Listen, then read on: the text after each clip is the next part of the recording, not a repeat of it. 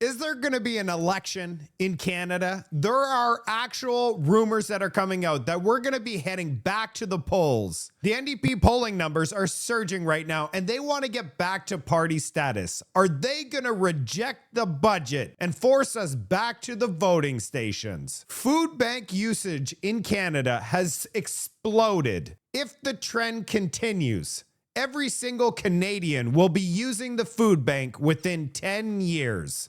We're going to get into the math. Oh, just another $500 million is heading to Ukraine. $500 million. While Donald Trump has secured a meeting with Vladimir Putin. We got to rush to get that money to Ukraine before the war is ended. CBC has just dropped to a new low, and they actually came out with a 5-year plan to increase viewership on the same day that they released a video that has caused national outrage. Mark Carney has announced 60,000 new homes will be delivered, but what he forgot to say is that it is actually a 17-kilometer long sewage line replacement. If they call new homes sewage lines, we're in big trouble.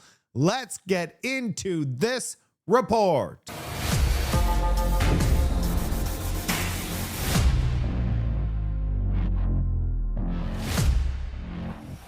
Are we going to see the Liberal Party fall? Because we're going to get the worst budget Canada has ever seen on November 4th.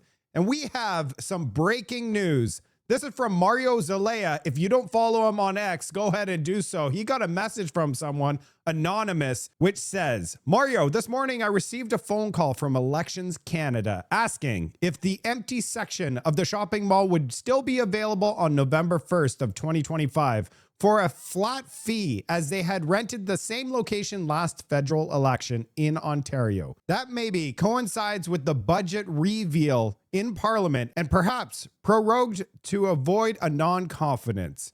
Just a heads up. Here are all the polling companies combined so you can see the trend. If you look at the Conservatives and the Liberals, they're all tied up. It's very close between the two, but NDP and Bloc, their popularity is actually increasing as the NDP and Bloc voters are like, what did we do last election? We don't like this new Liberal government. We're going to go back and start voting NDP and Bloc again. And when that happens, we will see the Liberals' support drop. The Conservatives still have the same 40%. What we need is people that voted Liberal to go back to NDP and go back to Bloc, and that would turn things around. If that were to happen, NDP might actually call a non-confidence because they'll get their 12 seats and have party status again. This could be a nightmare scenario for the Liberals and a merry, merry Christmas for Canada. Now to the food bank. We have a new report that indicates how rapidly the food bank usage has grown in Canada. Let's check out this report, then we're going to go over the math. Who don't know where their next meal will come from. The Daily Bread Food Bank says need for its services in Toronto are reaching record levels right now. Last year, the organization saw more than 3.75 million visits. This year, visits are expected to surpass 4 million. Officials at Daily Bread say demand for food banks is up nearly 5 times since the pandemic. Let's start with the numbers and the need right now. What are you seeing when it comes to how many people are turning to your organization for support? Yeah, so October 27th is when Daily Bread, along with Food Banks Canada, will release our annual numbers. And to give you a sneak peek, the numbers aren't good. It's another record. We will surpass that 4 million mark. And to give you context, it took 38 years for the Daily Bread to serve 1 million people in the city of Toronto. And then it only took 2 years to get to 2 million, and then 1 year to get to 3 million, and then another year, and now we're at 4 million. And so it has been incredibly difficult. Check out this chart. It's all about the math. So it took 38 years to get to 1 million, then 2 years to get to 3 million, and then only 1 more year to get to 4 million. When you actually take that into consideration and do the math, I used multiple AIs, and AI said that by year 2026, we're going to be at 6.2 million. And by year 2030, every single Canadian in this country will be using the food bank. And that's just based on the current growth. how would things change and get away from this rocket ship? Well, the Liberal government would have to remove all of the anti-energy policies. They would have to actually get out of the way so that the country could build. They would have to move completely away from their values. Unfortunately, we're going to continue to go down this road because that's the Liberal way. They're going to print billions upon billions in investments. And if we take a look at their EV investments of $52 billion that has straight up gone into the incinerator, that is where all of their investments are gonna go. Justin Trudeau said they were gonna do investments, small investments, which would lead to big investments back in 2015. And here we are today. Sunny ways, Canada. Sunny ways. Oh, and this chart really pissed off the Liberal voters. They could not believe their eyes. So they asked Grok, which is an AI, saying, is this true? Check out what Grok said. The 38 timeline to 1 million visits for Toronto Food Bank, which surged past their pre-pandemic levels, exploding to 3.5 plus annually by year 2023-2024, and nearing 4 million now. Nationally, monthly visits hit a record of 2+ million in 2024, up 90% from 2029, equating to roughly 24 million yearly. A jump to 32 million by 2030 tracks with unchecked food insecurity trend unless addressed. That's right. And you know how mad this person is? And the reason that they're going to be like, how is this even possible? It's because I asked AI for the answer and they told me we were going to get to 32 million people visiting the food bank, meaning the entire population if the trend continues and it's not addressed. So yeah, AI would agree because they're the ones that gave me the answer. Then the person asked, how many of them are Canadian citizens? And AI says the food bank shows 32% of the users are newcomers, but the rest, 68%, are long-term residents, meaning the vast majority are Canadian citizens. That should blow your mind. It's hilarious. I got a bunch of them. Look, there's another one. Ask Grok, is this true? And then you go to the bottom and it says, the 32 million 2023 projection lacks direct official sourcing, but it fits escalating trend without policy shift. So yes, it is true. And as Patrick says here, voting matters. Canada used to be 5th in 2013 for quality of life. Something happened in 2015, and today our quality of life in Canada has dropped to 33rd place in the world. We can no longer call ourselves the best at anything. We are going down. Now, this is pretty cool. Somebody took my tweet and turned it into an infographic, and it's going all over the internet.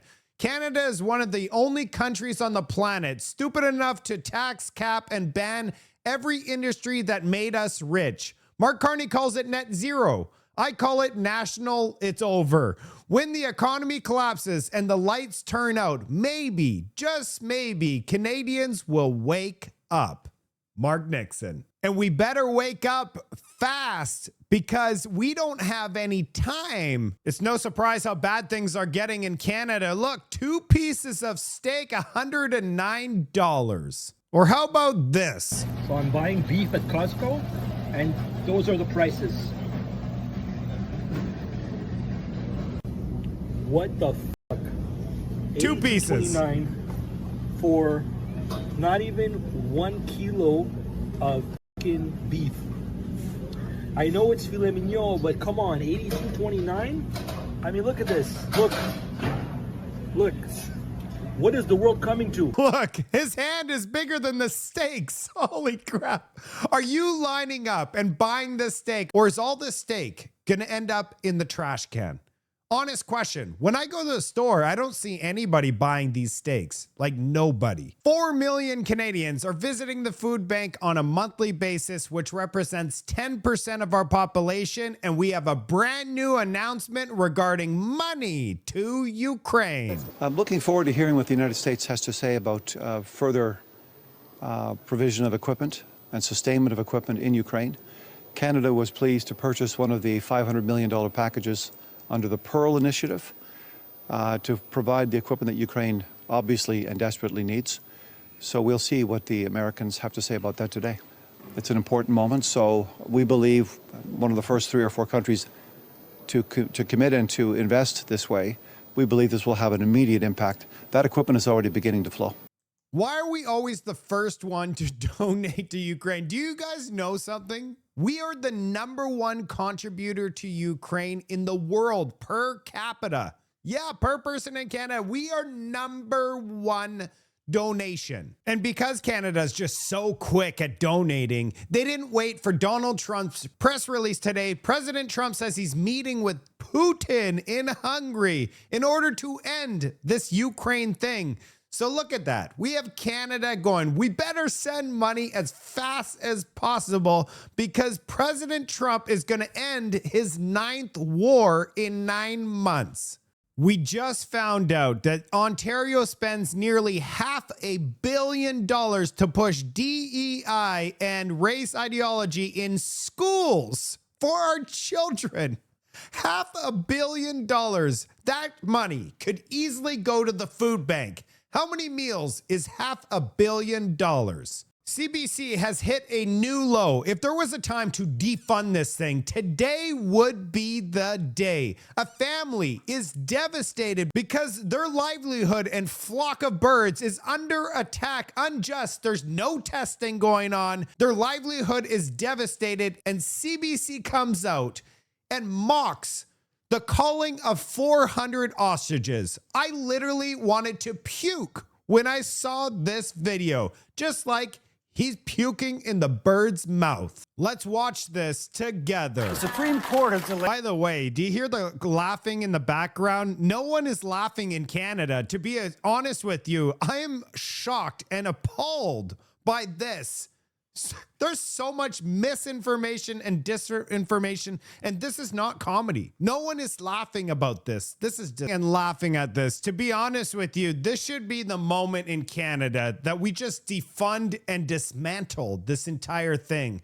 This is not a comedy skit. There are actually people online, like liberals, saying this was great, refreshing. Those are the same people that have had 13 boosters. For example, Larry, you seem jealous. And I wrote, I can't believe that my tax dollars are being used for this propaganda hit piece against the ostriches. And we don't really need to go through the comment section, but you could just see it's all people are not happy about this. And you're not going to believe this. The same day that the ostrich video was released, we have CBC trying to do a 5-year plan to get viewership up. Check this out. Idea is to benefit the whole ecosystem, because if we create a relationship with these users, viewers and listeners, they're likely to also discover other local sources of content, either news or entertainment. So it's really trying to create a general benefit. So who are these people? Children and young adults, newcomers, and the category that we've labeled non or dissatisfied users. They tend to be generally more in rural areas. They tend to be a little bit more living in the West, in Alberta, for instance, and Saskatchewan. These are all factors that may add up one to the other. That creates a context where they feel maybe that there's less content or no content that reflects what their preoccupations are or what their values are. I think the criteria that we're using is creating more opportunity for Canadians to enjoy Canadian content and to create an awareness of each other that reinforces Canadian society. There are political debates about all sorts of things, and that's a healthy situation, but we think it's important that that debate also happens on Canadian platforms and not just on foreign platforms, and that we also reinforce the ability of all Canadians, whatever their points of view are, to be free of disinformation, or at least protected or reinforced against disinformation and the potential for influence through the tools that are now deployed by various entities, often foreign entities that enter the public debate. So there's a space for us to create those spaces that are interference-free or that are serious and thoughtful information that is verified, that is trustworthy, and to create also a space for debate that is more fulsome. They will never even interview a conservative. Never. It's only liberal talking points. It's liberal propaganda. Who do you think doesn't watch? Only 4% of Canadians tune in to CBC on a regular basis. 96% said, we don't want part of your garbage broadcasting. You guys are dishonest. You do not represent anybody except for yourself and the Liberal Party of Canada. You don't have different viewpoints. It's only one ideology. And you do things like the ostriches, which is so disgusting. I'm surprised you even have 4% viewership. Mark Carney has promised 60,000 homes, but he forgot to say that the homes aren't coming. It's just for a pipe replacement that's 60 years old, 17 kilometers worth. Mark Carney held a massive press conference and he said, guess what, Canada? We're going to be delivering 60,000 homes in Toronto, Ontario. Build Canada homes. And he loves using this word, catalyst, to construction of 63,000 new homes. $283 million will be spent expanding Toronto's Black Creek sewer system. And none of it is going towards homes. Built in 1960, the Black Trunk sewer currently serves 350,000 homes. This new investment, here it is, guys, is a partnership with the municipality to support the construction of 17 kilometers of new infrastructure. Once the project is complete, the catalyst of the construction of 63,000 homes in the Downsview area. So it's going to take probably 8 years to build this sewer system. And then maybe, just maybe, they're going to be able to build an additional 63,000 homes on this site in this area because it has the plumbing for it. Tim Hodgson says, forget planting trees. That's not going to make any difference. There's only one way to get carbon out of the air, and it's with his new carbon capture technology. I've seen some Canadians express skepticism online and ask why we're investing in carbon management when we could simply do things like plant more trees. So let's take a few minutes to explain what carbon management is, why we're investing in this technology, and why planting trees alone won't be enough to meet our goals. The steel, cement, oil, and gas produced in Canada are essential to our economy. However, they also often require high temperature and complex chemical reactions that produce carbon emissions, or CO2. CO2 is a greenhouse gas with a significant impact on climate change. Carbon capture, utilization, and storage, or CCUS technologies, are safe and powerful tools to reduce these harmful emissions from industrial processes like these that are challenging to address. Even with cleaner energy, these emissions are tough to avoid. That's where carbon capture comes in. CCUS technologies work by capturing carbon dioxide before it's released into the air. Newer carbon dioxide removal technologies can even capture CO2 directly from the air, which is the only way to permanently address CO2 that has already been emitted. It's the only way to address CO2 that's in the air that's already been emitted. Who actually believes that? So you're telling me the boreal forest that covers the second largest forest on planet Earth absorbs zero carbon? None. The oceans don't absorb anything.